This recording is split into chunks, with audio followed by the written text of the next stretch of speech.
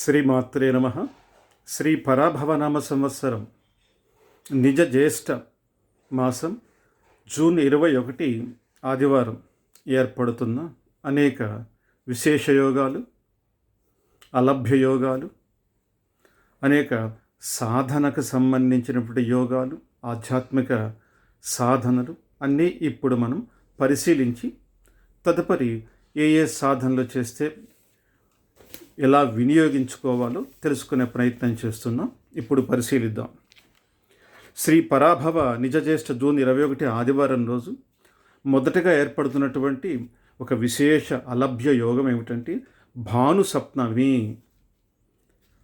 సప్తమి తిథి భానువాసరం ఆదివారం ఏర్పడటమే ఒక ప్రత్యేక యోగంగా మనకు శాస్త్ర ప్రకటన. ఇక రెండవ విశేషం ఏమిటంటే ఆ రోజు కర్కాటకాయనం జరుగుతూ ఉన్నది. సుమారుగా పగలు 1:50 సందర్భంలో ఇది ప్రారంభమైతే స్థానిక సూర్యోదయం నుండి మధ్యాహ్నం 1:54 వరకు ఇదంతా ఒక పుణ్యకాలంగా సాధనకి ఉపయోగపడుతుంది.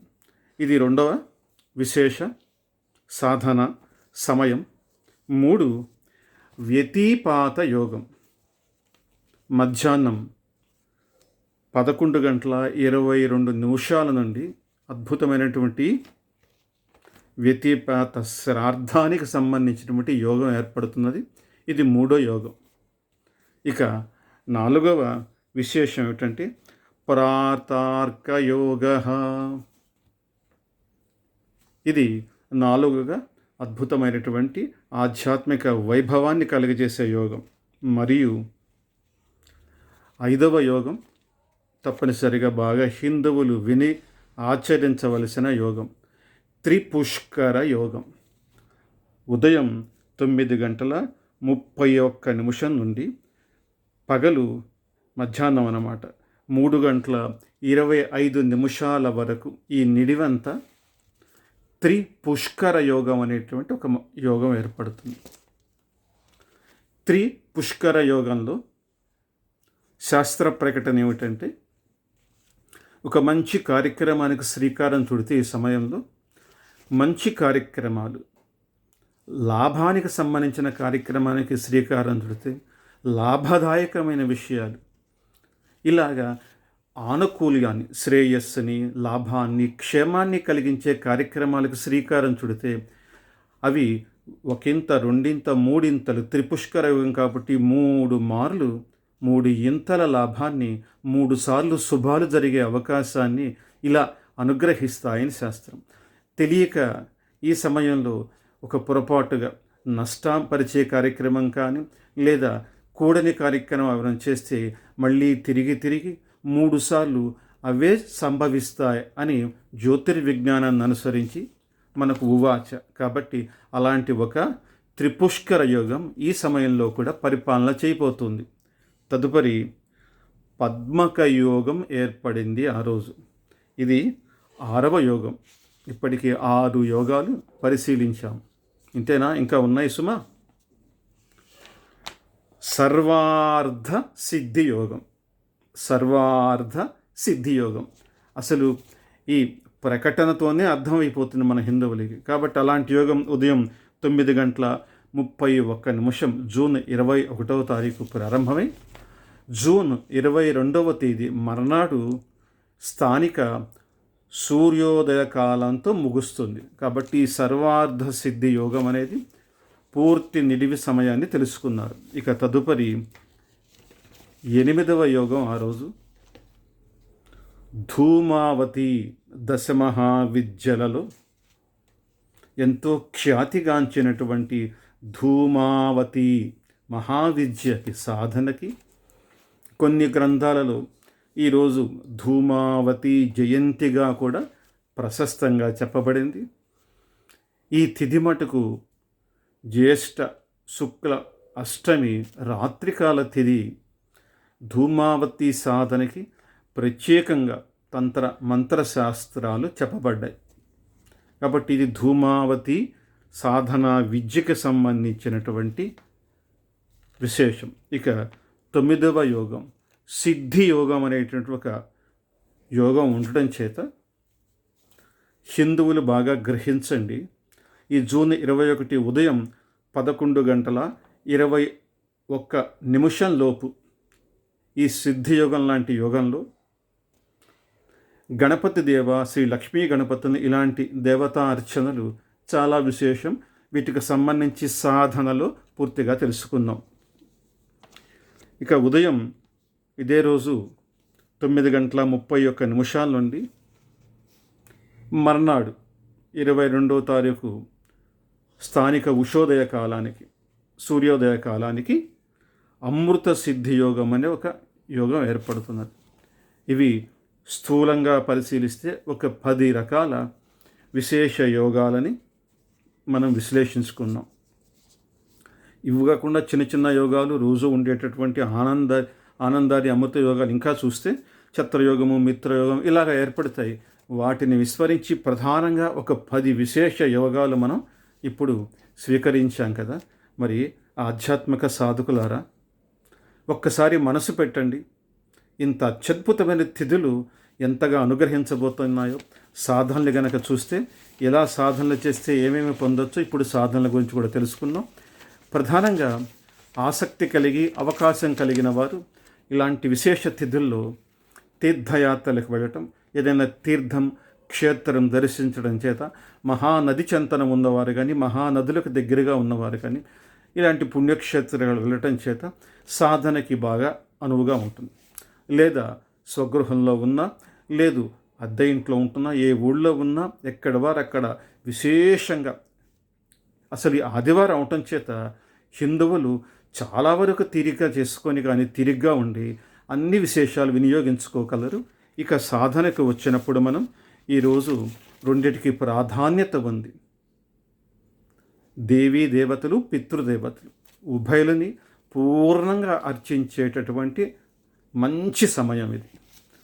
ఇప్పుడు మనం సమయ ప్రణాళికను చూస్తే సుమారుగా ఉదయం 11:23 లోపు ప్రాతకాలం గణపతి దేవతా పూజన, శ్రీ లక్ష్మీ గణపతిని ఆరాధన ఇత్యాదివి విశేషంగా చేయటం వల్ల వృద్ధి కామ్యాలకి ప్రతిబంధకాలు ఏర్పడుతుంటే, ఆటంకాలు ఏర్పడుతుంటే తొలగిపోతాయి. వివాహం కోసం కానీ, విద్య కోసం, ఉద్యోగం కోసం, అనేక కష్ట నివారణ కోసం చేసే ప్రయత్నాల యొక్క ఆటంకాలని బద్ధం చేసే యోగం ఉంది కాబట్టి, బద్దలు చేసేస్తుంది కాబట్టి ఈ యోగం. ఇది ఒక్కసారి గమనించి ఉదయం పూట కార్యక్రమాలకి ఇలా మీరు శ్రీకారం చుట్టుకుని సాధనలు భానుసప్తమి యోగంతో ప్రారంభమైంది. ఈరోజు ఉన్నటువంటి 3 ప్రధాన యోగాలు పరిశీలిస్తే భానుసప్తమి యోగము, అలాగే కర్కాటక యానం పుణ్యకాలము, వ్యతిపాత యోగంతో పాటు పద్మక యోగము, ఇలా ఈ యోగాలన్నీ కూడా విశేషంగా ప్రకటించేది ఏమిటంటే స్నానం, దానం, తదాశ్రార్థం సర్వం తత్ర అక్షయం భవేత్. మనం ఎప్పుడు వింటూనే ఉంటాం, మహానదీషు తీర్థేషు వా స్నానేన గోసహస్రఫలం. ఇలాంటి యోగాల్లో ప్రత్యేకంగా స్నానము అని మన హిందూ గ్రంథాలు ప్రకటిస్తున్నాయంటే హిందువులు తెలియగల వాళ్ళు ఈ విషయం ఆలోచించాలి. నిత్యం చేస్తూనే ఉన్నాం కదా మన స్నానం, కానీ ఏ ఉద్దేశంతో స్నానం అని అంటున్నారా అనేది మీరు బాగా గ్రహిస్తే సదాచారయుత స్నానాన్ని గురించి చెప్తున్నారు మహర్షులు మనకు.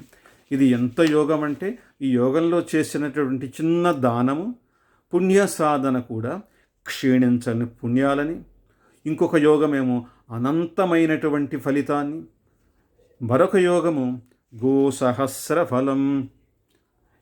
ప్రస్తుత పరిస్థితుల్లో 1000 గోవులను మనం పెంచగలమండి? 1000 గోవులను మనం సాకగలమా? దానం చేయగలమా? కానీ మహర్షులు ఖగోళ జ్యోతిర్విజ్ఞానాన్ని అనుసరించి హిందువులకి ఎంత పుణ్యాన్ని స్వీకరించే అవకాశాలు అనుగ్రహిస్తున్నారు. ఇలా మీరు వీటిని వినియోగిస్తూ ఈ రోజంతా శక్తి మేరకు ఆదిత్య హృదయ పారాయణ, సూర్య నమస్కారాలు, సూర్యనారాయణ స్వామి వారికి కూడా అర్ఘ్యప్రదానాలు చేసి దేవతార్చన ఉదయం 11 గంటల లోపల పూర్తి చేసుకొని ఈ 11 లోపలే లక్ష్మీ గణపతి ఉపాసన, అలాగే మీ ఇష్టదేవత ఆరాధనలు చేసుకొని 11 గంటల 23 నిమిషాల నుండి పితృదేవత సంబంధమైనటువంటి శ్రాద్ధ విధులు, తర్పణాలు, పితృదేవత సంబంధమైనటువంటి స్తోత్రపారాయణలు, అత్యంత విశేషంగా దేశవాళీ గోమాతను సేవించి సేవ చేయటం, గోమాతకి తగినంత గ్రాసాన్ని నివేదించడం, ఇవి చేసుకుంటూ ఈరోజు అత్యంత విశేషమైన ప్రాతకాల పూజలో గణపతిని తర్వాత నారాయణ్ణి వామనమూర్తి భావనతో విష్ణు సహస్రనామాలతో అర్చించడం చేత ఇది కర్కాటకం దక్షిణాయన ప్రారంభము పుణ్యకాలము కాబట్టి అమితమైనటువంటి అనుగ్రహాన్ని అనుగ్రహిస్తుంది.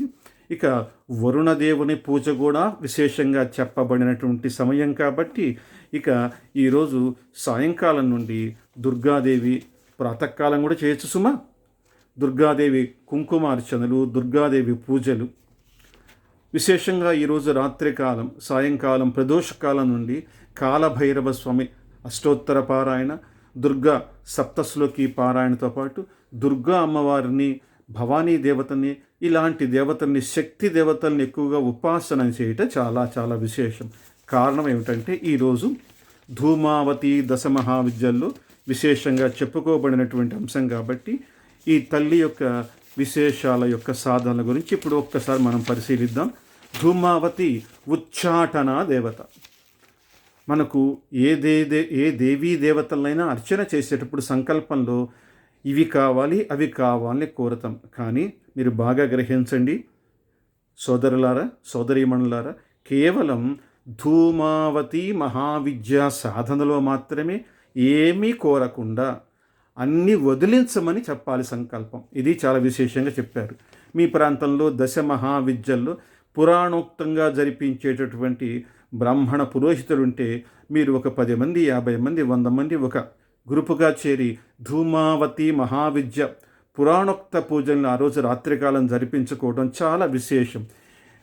ఎంత మంచి అవకాశం అంటే సంవత్సరానికి దరిద్రాన్ని పోగొట్టమని, కష్టాన్ని పోగొట్టమని, అనారోగ్యాన్ని వదిలించమని, పూర్వజన్మ కర్మ పీడల్ని వదిలించమని, ఒకటేమిటి మీకు కామ్య సిద్ధి నుంచి అవిద్య వదిలించి, అజ్ఞానాన్ని వదిలించి, మోక్షాన్ని ప్రసాదించమని అన్నిటినీ ఉచ్చాటన చేసే ఏకైక దేవతా స్వరూపం దశమహావిద్యల్లో. అరుదుగా లభించే ఇలాంటి ఈ మహాయోగ కాలాన్ని సూక్ష్మంగా కొన్ని వివరించాను. మీరు శక్తి మేరకు దేవాలయాల దర్శనం ఈ రోజంతా వృధా కాలక్షేపంతో కాకుండా ఆధ్యాత్మిక వైభవంగా వినియోగించుకుంటే చేసుకున్న వారికి చేసుకున్నంత. శ్రీమాత్రే నమః.